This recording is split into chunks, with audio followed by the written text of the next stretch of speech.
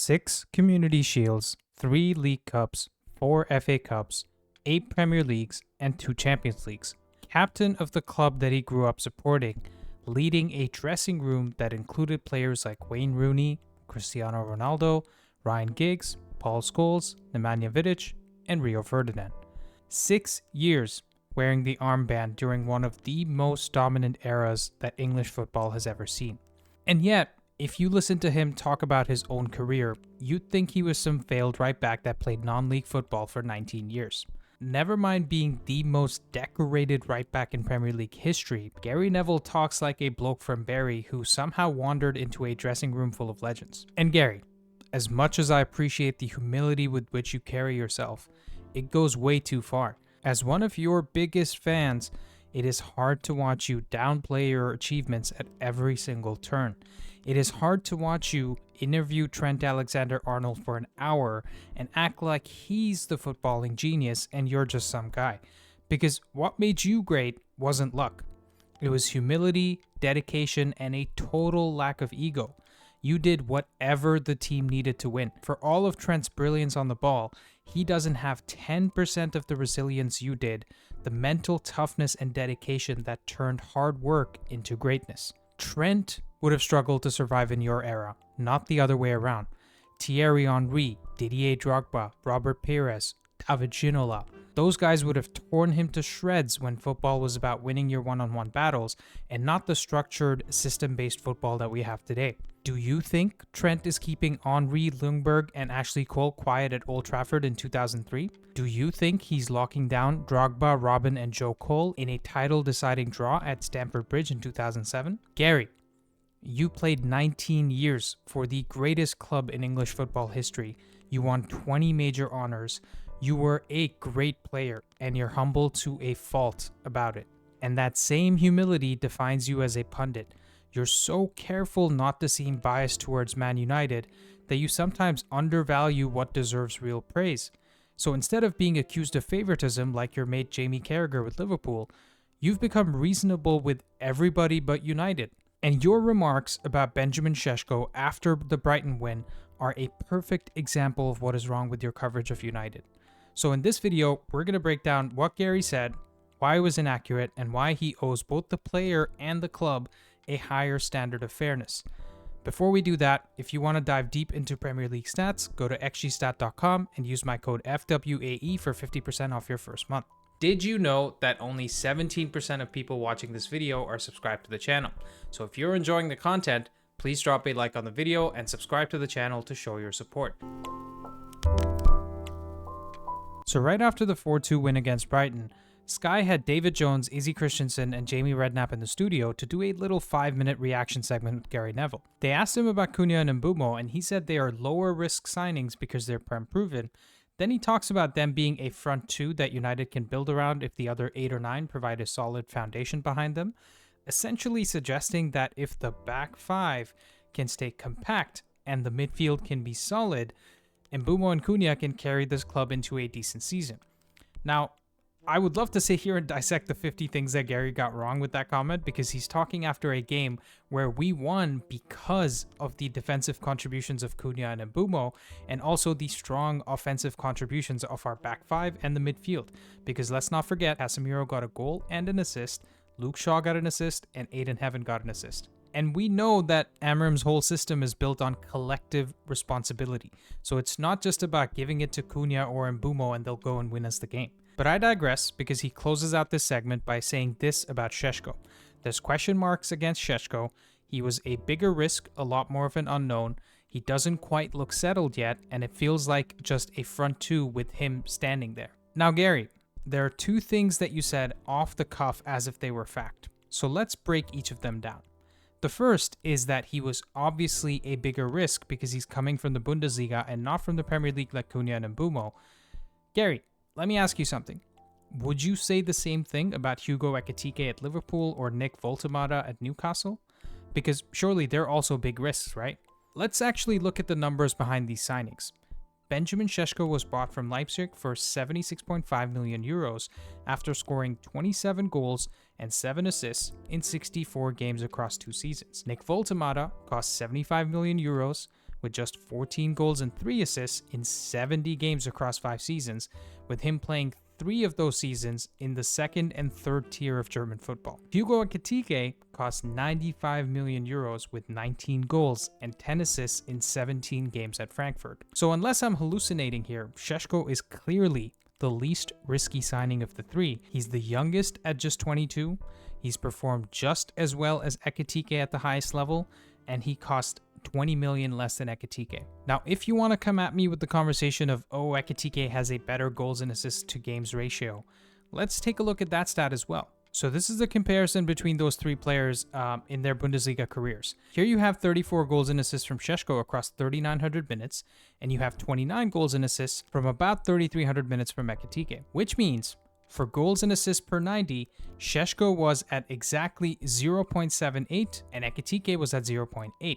So they're basically providing the same attacking value to your team, but one costs 20 million euros more than the other. But let's take it a step further and look at how they compare in terms of underlying numbers. Šeško scored his 27 goals from 17.6 xG, meaning he consistently overperforms as a finisher. Ekitike scored 19 goals from 23.9 xG, means he consistently underperforms as a finisher. Sure, Ekitike has better progressive carries and better expected assists. That tells us he's creative and mobile, but how does that make him less risky than Šeško?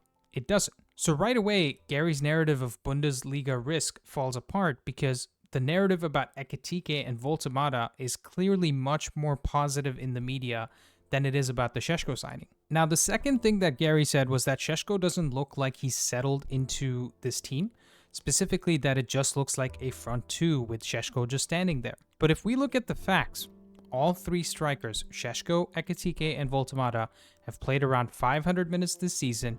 Šeško has 3 goal contributions, and Ekitike and Voltemada have 4 each, so he's just 1 goal or assist away from matching them, while playing in objectively worse teams because Liverpool won the league last year and Newcastle qualified for the Champions League. And let's not forget that the narrative about the coaches is also that Slot and Howe are much better than Amram. So are any of these nuances coming into Gary's conversation about Šeško?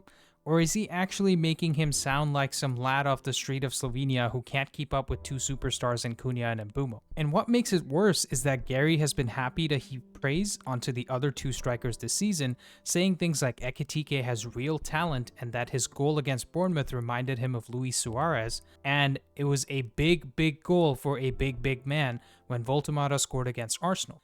Gary, surely your analysis isn't as shallow as he scored today so he must be good and he hasn't scored yet so he's crap. Because when it comes to Šeško, after he had a slow start against Fulham and Arsenal, Gary said at the moment he's nowhere near it in terms of fitness or just getting up to speed, and he went on to berate Amram for his team selection amongst other things. But let's just say that is your standard Gary, right? Score a goal, you're good. Don't score a goal, you're bad. Why would you say Šeško is just standing there when he literally pulled off a Cruyff turn to assist Brian Mbeumo in that game that you're just reacting to? How the hell is that just a guy that's standing there? So I'm not going to stand around here either. Let's take a look at some clips from that game. So here we are at the end of the first half, and I saw what was easily the cleanest team move of the whole game. We see Luke Shaw on the ball here in our own half. You see Cunha up ahead of him in this left half space, and Dallow's up ahead on the left wing over here. Now, as Shaw's about to release this ball, Cunha basically plays a first-time ball into this space right here, as we can see right there in a second, and it goes straight to Bruno, who does a first-time Cruyff turn to get himself free from Van Hecker right there. And as he turns around, look at Šeško's first instinct here. He's sprinting from this area to get into this position, and he's doing that because Van Hecker, the right center back, jumped out to press Bruno, and he also knows that Dunk is now the only defender other than the left back off screen or the right back up top here who can stop him from getting his shot off.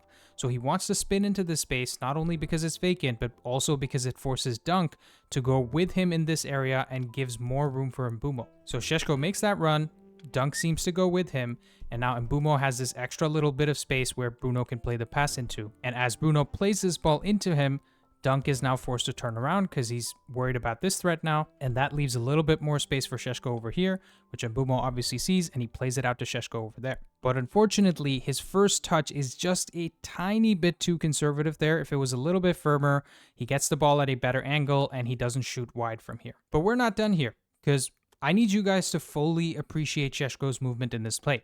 Let's look at the reverse angle. So here we have Shaw about to play to Cunha, and Bruno's up ahead here. As Cunha receives it, he's about to pass it in, and Bruno just does Bruno things by doing a first-time Cruyff turn on the ball, and beats Van Hecke here. And you'll now start seeing Šeško appear on your screen from the left-hand side, so pay attention to that.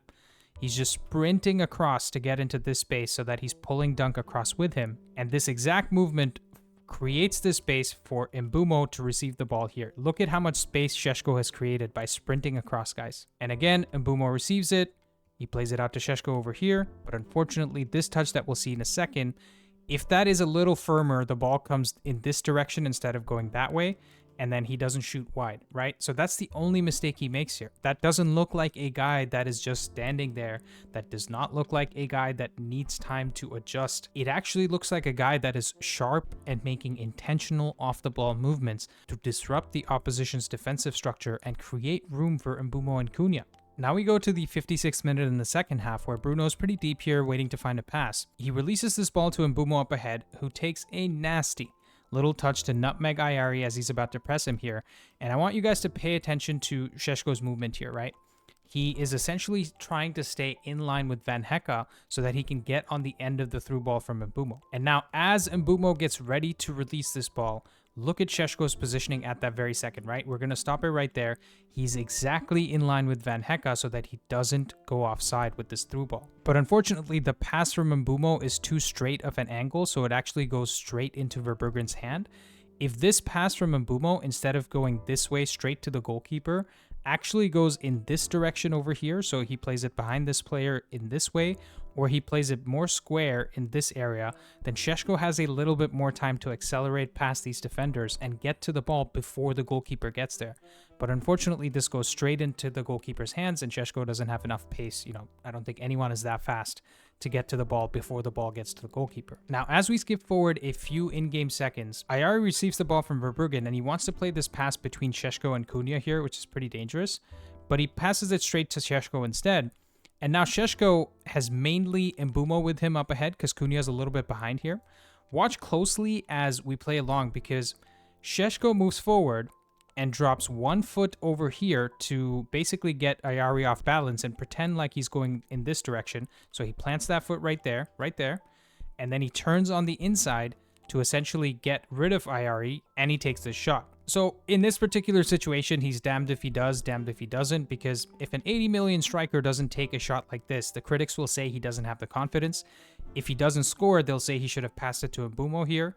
But he obviously did shoot, and it unfortunately was straight at Verbruggen. Now, you might want to argue that he should have passed it to Mbeumo instead, but I'd argue that he should keep taking shots like this, because I'd be surprised if he puts another one from this area straight into the keeper's hands. Now, in this play again, I don't think he was just standing there. I don't think he looked like he wasn't on the same page as Mbeumo for the through ball that we saw a few seconds ago. Did you guys see what Gary Neville was talking about? Because I didn't. Now, this is the assist that Šeško got for Mbeumo in the 61st minute, and we start with Van Hecke on the ball, who's trying to play this out to Ruder up ahead. Now, as Ruder receives it, Shaw presses from behind at left center back, and he essentially dispossesses him, and some said this was a foul, but anyways, it wasn't given. And as soon as he gets dispossessed, obviously Dalot runs up to win this second ball here. And as Dalot's making up that run, pay close attention to Šeško, guys. He does this quick check behind his shoulder to see where Van Hecke is, and we'll see that right there. See that? He just turned around to see where Van Hecke is, and now Dalot runs forward and tries to play this pass. It comes straight into his feet, and as it's coming, he knows where Van Hecke is, so he takes a touch with his right foot, cuts on the inside, and this guy's completely off balance, so he's free to play this pass out to Mbeumo. That's exactly what he does, and of course, we know what Mbeumo did. He went and scored this. Guys, I don't think you appreciate how clean that move was from Šeško. He's 6'5", pulling off the same move that we just saw 5'10" Bruno doing a few clips before this. So let's take a look at another angle of this assist. So the ball's already been knocked loose, and Dalot's about to play this pass into Šeško. Pay close attention again to Šeško looking over his shoulder. As we do that, look at that. He just takes a quick look, and then Dalot plays it out to his right foot here, and he knows regardless of where the ball comes in, whether it's his left foot or right foot, he can spin either way because he's expecting Van Hecke to come tight to him. But anyways, this is coming to his right foot, so Van Hecke is most likely to come into this area and try to win it off the foot that he's receiving it on, and then he cuts inside to completely unbalance this guy, and then find space to play Mbeumo in behind. 2 touches, guys. 2 touches of the ball to create that assist for Mbeumo. Did you guys know that Erling Haaland is also 6'5"? Can you imagine him doing something like that for an assist? No, you can't, because it's very difficult for someone that tall to have such great balance and composure on the ball. It's no wonder that Šeško calls Ibrahimovic his footballing idol, because Zlatan could do what Šeško just did right here. So, in case you guys haven't clocked it yet, Benjamin Šeško is not just some guy that's standing there. He doesn't need more time to settle like you'd say about Wirtz or Isak, who, by the way, has been in this league for 3 seasons and was still being given patience and protection by pundits until recently. Šeško was wanted by half of Europe for a reason. And now that he's at United, it looks like we might have actually gotten the best value for money out of all the strikers that moved into the Premier League this summer, whether that's Ekitike, Voltemada, or even the non-Bundesliga guys like Victor Gyökeres. So Gary, you've got to stop spewing this reflex negativity about Man United players, especially when there are clear reasons to be positive. And if the excuse is that you hadn't watched the full game back yet, then why say anything about Šeško at all? You could have easily said something like, he got an assist today, he's contributing, and hopefully he can build on that confidence. That's it. That one sentence gives him encouragement instead of criticism, and gives the fan base positivity instead of negativity. You have to realize that the same humility that made you a great player sometimes turns into pessimism when you talk about your own club. And at a time when United finally have some momentum, we don't need more pessimism. What do you guys think? Get your thoughts in the comments down below. Thank you guys for watching, and I'll see you next time.